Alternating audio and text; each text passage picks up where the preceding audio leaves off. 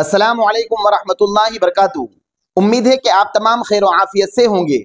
आज की इस वीडियो के जरिए से हम आपको ये बतलाने वाले हैं कि औरतों के लिए तरावी की नमाज कितनी रकातें हैं।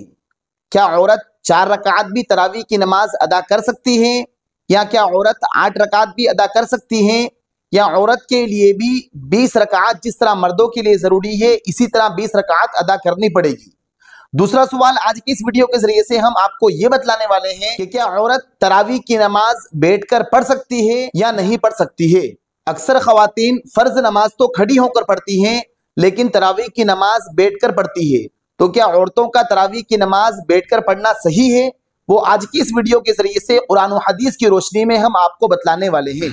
तो देखिए, जिस तरह मर्द के लिए 20 रकात तरावी की नमाज सुन्नत मुअक्कदा है, ठीक इसी तरह औरत के लिए भी मुकम्मल 20 रकात नमाज सुन्नत मुअक्कदा है। अगर कोई औरत तरावी की नमाज बिला उज्र के 4 रकात पढ़कर छोड़ देगी, या 6 रकात या 8 रकात या 10 रकात पढ़कर छोड़ देगी बगैर उज्र के, उसे कोई परेशानी नहीं है, तो वो औरत गुनहगार होगी और अल्लाह के यहाँ तरावी ना पढ़ने पर उससे मुआखजा भी हो सकता है।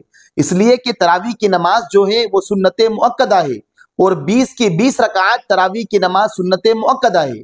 जिस तरह मर्द मस्जिद में जाकर 20 रकात तरावी की नमाज जमाअत से अदा करते हैं, ठीक इसी तरह औरत को तनहा अकेले 20 रकात तरावी की नमाज अदा करना है। अगर कोई औरत 20 रकात अदा नहीं करेगी तो यकीनन वो काबिल मलामत होगी और अल्लाह ताला के यहाँ उससे मुआखजा भी हो सकता है।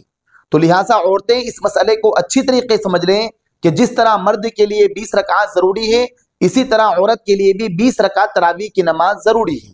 अब रहा दूसरा मसला कि क्या औरत तरावी की नमाज बैठकर अदा कर सकती है।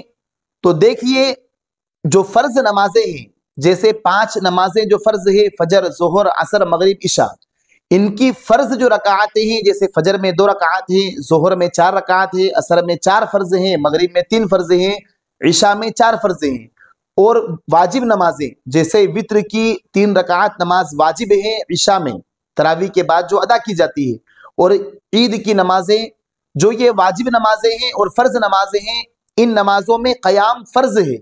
अगर कोई शख्स चाहे मर्द हो या औरत हो फर्ज नमाज को बैठकर अदा करता है तंदुरुस्त होने के बावजूद, कोई उज्र ना होने के बावजूद, तो उसकी नमाज ही नहीं होगी, इसलिए कि फर्ज नमाज में और वाजिब नमाज में क़याम फर्ज है। लेकिन अगर कोई औरत तरावी की नमाज बगैर उज्र के, कोई उज्र नहीं है, मसलन वो प्रेग्नेंट नहीं है, या वो बीमार नहीं है, या वो बहुत ज्यादा थकी हुई नहीं है, या उसे घुटनों में दर्द नहीं है, बगैर उज्र के तरावी की नमाज बैठकर अदा कर रही है, तो ये काम उसका अच्छा नहीं है। अलबत्ता तरावी की नमाज उसकी अदा हो जाएगी, लेकिन बगैर उज्र के, बगैर कोई परेशानी के तरावी की नमाज बैठकर पढ़ना यह अक्लमंदी की बात नहीं है।